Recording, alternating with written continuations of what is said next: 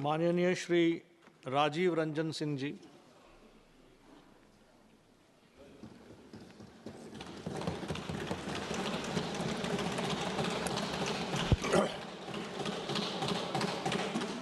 सभापति महोदय,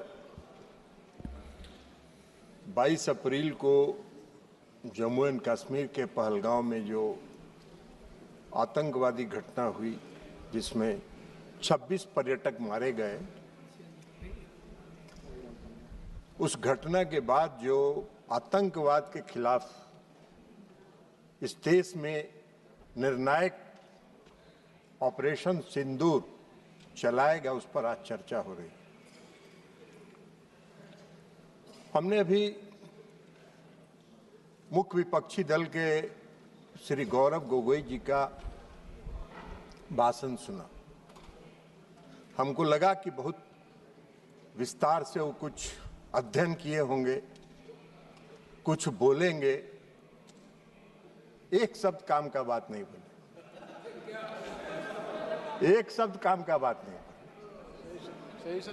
एक भी शब्द उन्होंने इस देश के सेना की वीरता पर, पराक्रम पर, उनके अदम्य साहस पर एक बार भी उन्होंने नहीं। आप बात करते हैं देशभक्ति की, आप देशभक्ति की बात करते हैं। इस देश की सेना पर जो पूरे देश के लोगों को गर्व है, उसकी आप एक बार प्रशंसा नहीं कर रहे हैं। आप बता रहे हैं कि कितना जहाज गिरा, कितना मिसाइल आपका गिरा, इस पर चर्चा कर रहे हैं। इस देश के सैनिकों का कोई महत्व नहीं है आपकी नजर में। और आप बात कर रहे थे इस देश में आतंकवादी घटना की। आतंकवादी घटना आज का है। आपके यूपीए के शासनकाल में 2004 से 14 तक इस देश में आतंकवाद पनपा है, उसको जगह मिली है और उसको पनाह मिला है। कितनी घटनाएं हुई, कितनी घटनाएं हुई देश में आतंकवाद की। कहां हुआ, कितने नागरिक मारे गए, कितनी महिलाएं विधवा हुई, कितने बच्चे मारे गए। कभी आपने सोचा, कभी आपने देखा? मैं भी उस समय सदन का सदस्य था जब यूपीए की सरकार बैठती थी सत्ता पक्ष में। मैं उस समय सदन का सदस्य था और मैंने देखा है, चर्चा हुई है। आप क्या करते थे? आप क्या करते थे 2004 से 14 तक में यूपीए के शासन काल में जो आतंकवादी घटनाएं हुई, उस समय 615 लोग मारे गए, 615 लोग इस देश के मारे गए। और आप बात करते हैं आतंकवाद की। आतंकवाद तो आपके शासनकाल में पनपा है। 2006 लोग घायल हुए, 615 मारे गए और 2006 लोग घायल हुए। आप बात कर रहे हैं आतंकवाद। 11/7/2006 को मुंबई ट्रेन हादसा हुआ। मुंबई के ट्रेन हादसा में कितने लोग मारे गए? 209 लोग मारे गए, 800 लोग घायल हुए। क्या किया आपने, क्या कार्रवाई की यूपीए के शासनकाल में? कुछ नहीं हुआ। 26/11/2008 को पूरा मुंबई महानगर में आतंकवादियों का कब्जा था। आतंकवादियों का कब्जा था।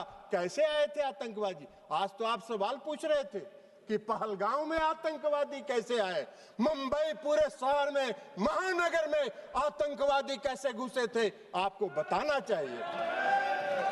उस आतंकवादी घटना में महाराष्ट्र पुलिस के 2 अधिकारी मारे गए थे, 2 अधिकारी मारे गए। और उस पूरे महानगर के 26/11/2008 की घटना में 175 लोग मारे गए थे, 300 लोग घायल हुए थे। क्या किया आपने? क्या किया आपने? उसमें 29 विदेशी नागरिक भी थे, विदेशी नागरिक थे जो मारे गए थे। उसमें जो बॉम्बे पुलिस के 2 अधिकारी, संयुक्त पुलिस आयुक्त और ज्वाइंट पुलिस कमिश्नर मारे गए थे। क्या किया था? आप घड़ियाली आंसू बहा रहे थे। सदन में चर्चा किया आपने, और सदन में चर्चा करके घड़ियाली आंसू बहा के और उस समय के गृह मंत्री को विदा करके नए गृह मंत्री को बैठा दिया, मुख्यमंत्री को विदा कर दिए और आतंकवाद को पूरे देश में पनपने के लिए आपने जगह देने का काम किया। यही तो काम कर रहे थे आप आतंकवादी की बात कर रहे हैं।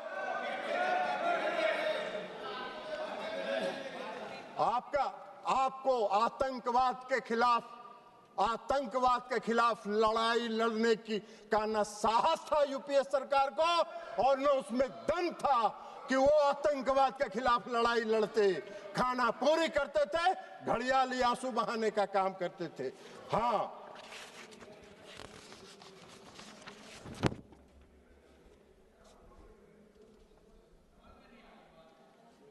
और उसको भी बता दें कि उस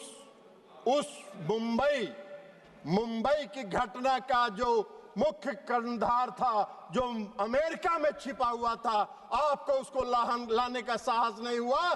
प्रधानमंत्री नरेंद्र मोदी जी ने उसको इस देश में लाके उस पर मुकदमा चलाने का काम किया। आप बात कर रहे हैं? हाँ, जरूर है। आज जरूर है कि इस देश में भारत ने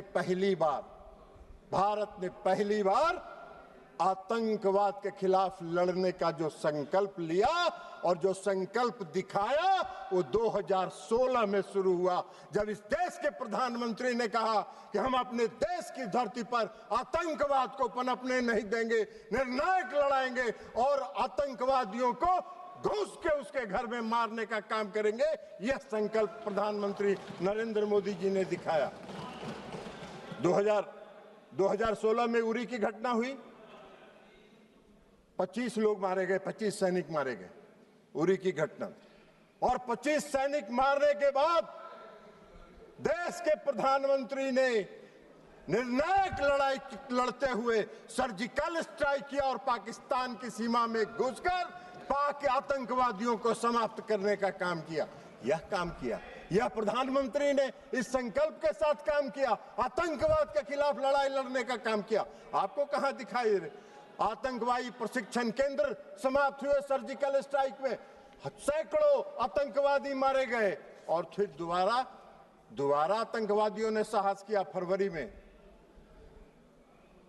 14 फरवरी 2019 को पुलवामा में आतंकवादी घटना हुई और पुलवामा में सीआरपीएफ के गाड़ी पर आत्मघाती हमला हुआ और उस आत्मघाती हमले के बाद आदरणीय प्रधानमंत्री नरेंद्र मोदी जी के नेतृत्व वाली सरकार ने अपने संकल्प को फिर दोहराया और एयर स्ट्राइक करके पूरे प्रशिक्षण केंद्रों को तबाह किया। जैसे मोहम्मद के लश्करे के सारे प्रशिक्षण केंद्रों को तबाह करने का काम किया। आप मोदी जी को सिखा रहे हैं आतंकवाद के खिलाफ लड़ाई लड़ने का।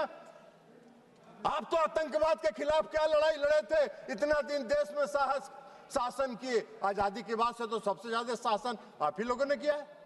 तो आपको बताना चाहिए था कि हमने ये काम किया था। आप तो कुछ किए नहीं, तो 0 सन्नाटा है। तो 0 सन्नाटा में क्या कहिएगा? तो खोज रहे हैं, अभी बोल रहे थे पहलगांव में आतंकवादी किन उद्देश्यों के साथ आया, उसका भी व्याख्यान आप ही कर रहे थे कि इन उद्देश्यों के साथ पहलगांव में आतंकवादी घुसे थे। आपसे पूछ के घुसे थे क्या वो लोग? आपको कैसे जानकारी है कि वो किस उद्देश्य के साथ लेके घूमे? अरे ऐसा बात मत करिए। कम से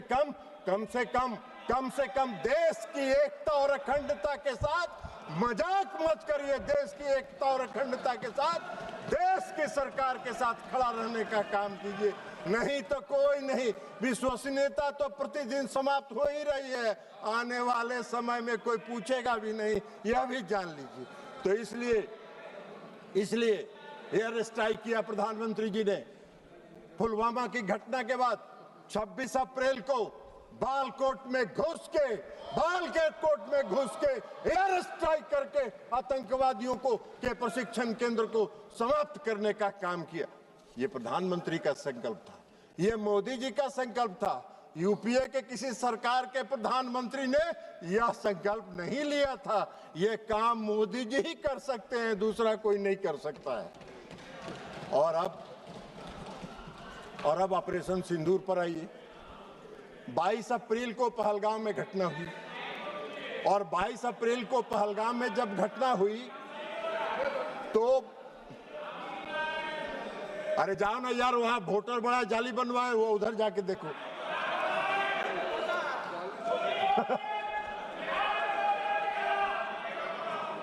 आप कृपया भाई सब आप कृपया बैठे बैठे मत बात करिए, उनको बोलने दीजिए। आप बैठिए। नहीं, आप बैठिए। आप बैठिएगा, प्लीज आप बैठिएगा।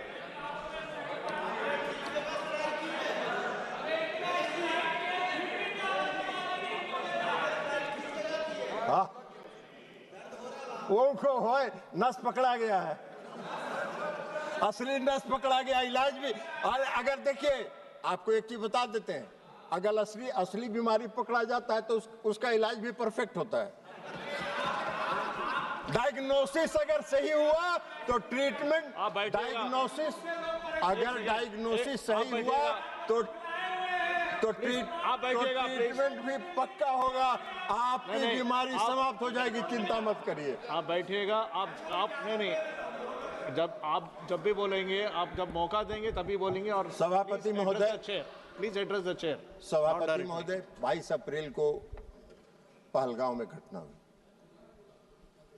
हमारे पूरे देश के पर्यटक वहां गए थे, घूमने गए थे, परिवार के साथ गए थे, छुट्टियां मना रहे थे और आतंकवादियों ने हमला किया। 26 लोग मारे गए। 26 लोग मारे गए। हमारे देश के प्रधानमंत्री जी की उनकी आत्मा जो इस देश में बसती है, इसको महसूस करना चाहिए।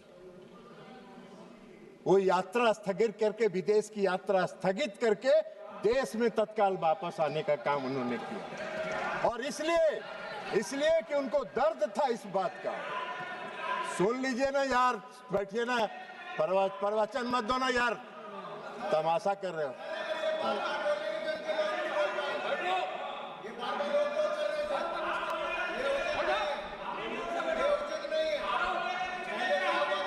नहीं, आप बैठे बैठे मत बोलिएगा, आप टिप्पणी मत दीजिएगा, आप बैठिएगा।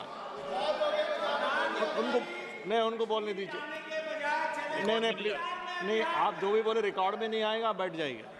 तो सभापति महोदय, कश्मीर तो वो गए जिनको तफरीह करना था। इस देश के प्रधानमंत्री को एक्ट करना था ना, तो इस देश के प्रधानमंत्री को एक्ट करना था, तो कश्मीर जिनको तफरीह करना जाना था वो गए। इन्होंने एक्शन लिया और एक्ट किया, और एक्ट कर जो किया वही तो बात आपको बता रहे हैं। तो इसमें घुसेगा तब ना, ये तो ऊपर से निकल जाता है काम का बात। तो इसलिए 22 अप्रैल को प्रधानमंत्री घटना हुई आए। 24 अप्रैल को प्रधानमंत्री जी, अभी रंजन गोगोई जी कह रहे थे कि चुनाव पर, ये गौरव गोगोई जी कह रहे थे, सॉरी गौरव गोगोई जी कह रहे थे कि चुनाव प्रचार में गए थे। चुनाव प्रचार में नहीं गए थे, अपने को करेक्ट किया कीजिए, बोलिए भी तो करेक्ट करिए। पंचायती राज दिवस था, और पंचायती राज दिवस में हर साल प्रधानमंत्री जी पंचायती राज दिवस में किसी न किसी राज्य में जाकर पंचायत प्रतिनिधियों को संबोधित करते हैं। और 24 अप्रैल को भी प्रधानमंत्री जी बिहार के मधुबनी में पंचायती राज दिवस के दिन गए। लेकिन